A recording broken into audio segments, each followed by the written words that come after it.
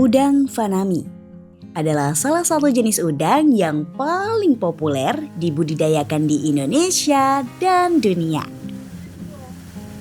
Halo Sobat Bangki TV, teman-teman tahu nggak sih kalau udang fanami ini pertumbuhannya cepat banget loh dan tahan terhadap berbagai kondisi lingkungan. Udang ini sangat adaptif, bisa hidup di berbagai salinitas air, dari air payau hingga air laut. Bahkan bisa dibudidayakan di sistem bioflok dan tambak intensif. Udang fanami itu dari segi fisik, dari segi nilai jualnya, dari segi jumlah budidayanya itu banyak kelebihan, Mas. Jadi itu alasan kenapa pilihannya udang faname untuk dibudidayakan. Sejauh mata memandang, kita bisa melihat tambak udang khususnya jenis fanami. Wow, bisnis ini cukup menjanjikan ya. Tapi tahapan dalam budidaya udang tidak sesimpel itu. Proses yang dilalui sebelum panen, kita harus memperhatikan beberapa faktor.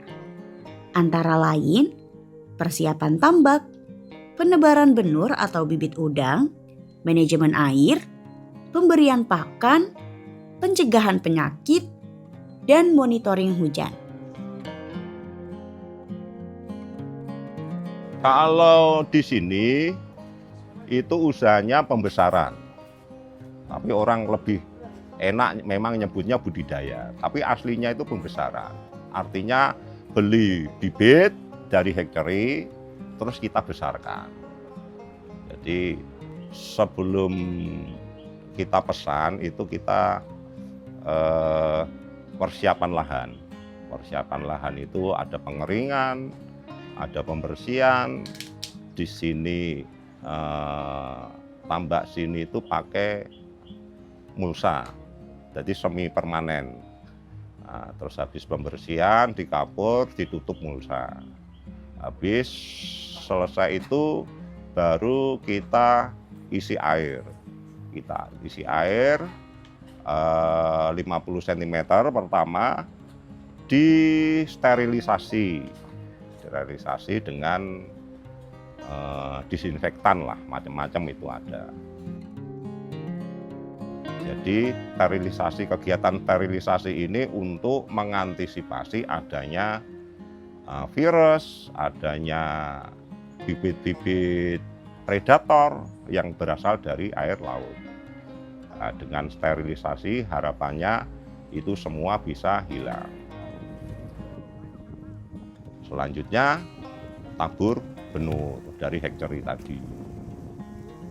Pakan untuk benur ini ada yang namanya blend feeding.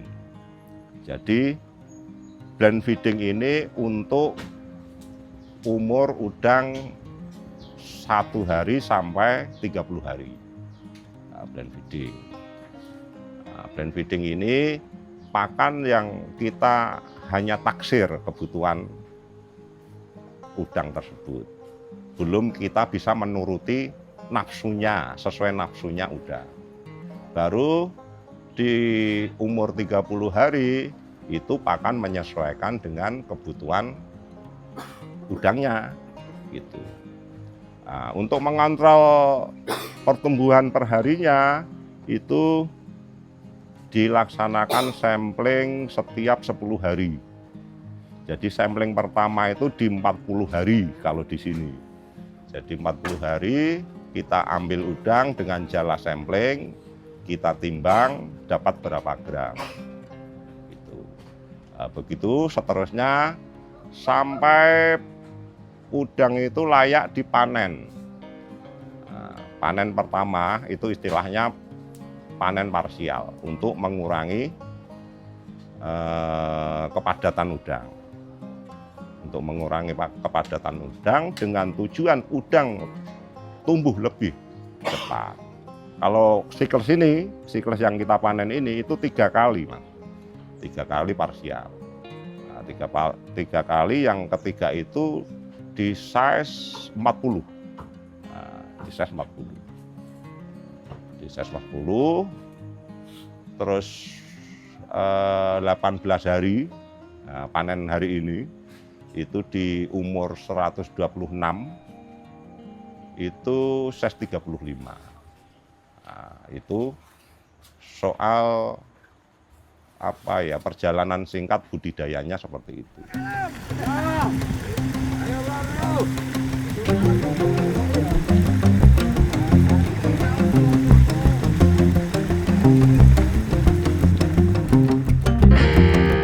Nah, ini dia momen paling ditunggu, yaitu panen. Setiap tarik jaring, muncul deh udang segar. Lihat deh, keren kan?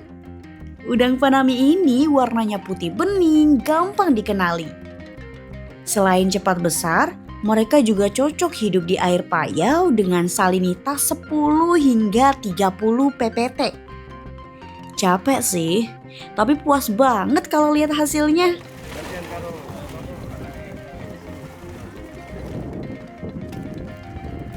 Setelah panen, udang akan dikumpulkan. Mereka harus disortir sesuai ukuran, terus dikemas biar tetap fresh. Metode penjualannya juga cukup variatif loh. Bisa jadi disetor ke pabrik, diambil oleh buyer, disetor ke pasar, bahkan ada yang menjadi komoditas ekspor. Wah, keren banget kan? Nah, buat yang suka makan udang Fanami ini fleksibel banget. Bisa digoreng, dibakar, atau dijadiin sushi. Oh iya, produksi udang Fanami di Indonesia juga cukup besar loh. Banyak yang dijual ke kota besar, bahkan diekspor ke luar negeri. Nilai ekspornya juga cukup tinggi. Bisa mencapai miliaran dolar per tahunnya, terutama ke Amerika Serikat, Uni Eropa, sampai ke Jepang.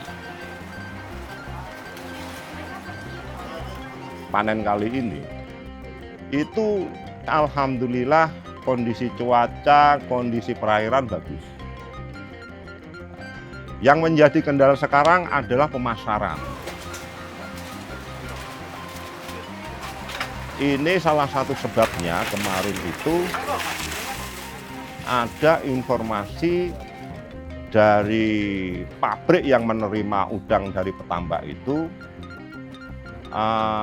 ekspornya itu ditolak oleh Amerika karena ada indikasi terpapar radioaktif. Nah, itu radioaktif C137 ya, itu radioaktif itu. Nah, itu membuat goncang pasar. Jadi biasanya kalau pengalaman yang sudah ada, dengan harga berapapun, entah itu rendah, entah itu tinggi, permintaan itu nggak ada yang menolak. Supplier sangat memburu udang dari petambak.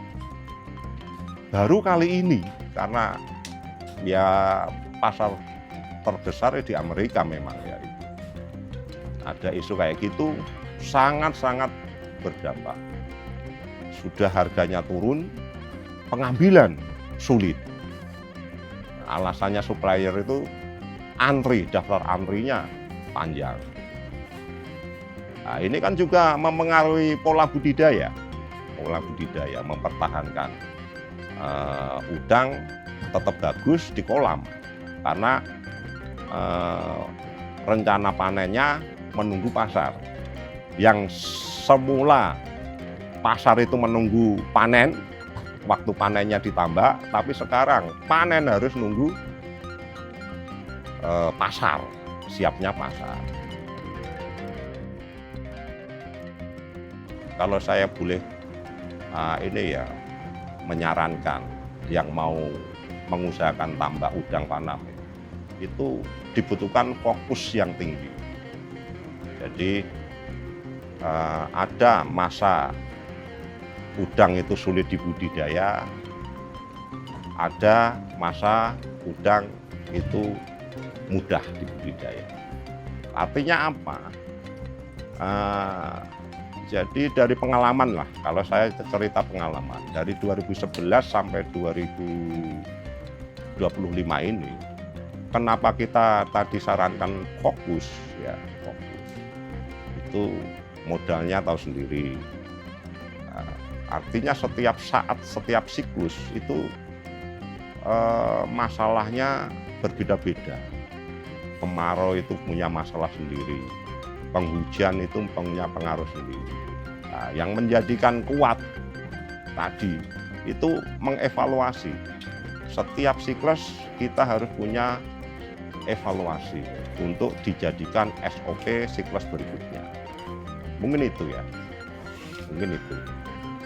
Jadi artinya apa? Kalau saya bilang udang faname itu masih mempunyai potensi yang sangat tinggi.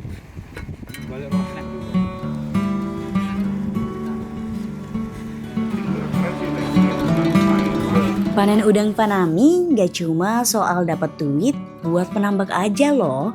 Dari tambak ini, hidup banyak orang di desa jadi bergerak. Ada tukang jaring, pengepul, pedagang pasar, semuanya kebagian rezekinya. Bisa dibilang panen udang bikin desa rame dan hidup banget. Lumayan kan? Dari tambak bisa bantu ekonomi banyak orang. TV ini orang banget asli. Jadi teman-teman, ini cerita tentang kerja keras, ketekunan, dan harapan yang ditanam di setiap kolam. Dari tempat ini, udangnya bisa sampai ke seluruh Indonesia bahkan dunia. Mantep banget kan? Sampai jumpa di cerita berikutnya. Pelesiran, sebuah bingkai lawatan oleh Bangkit TV.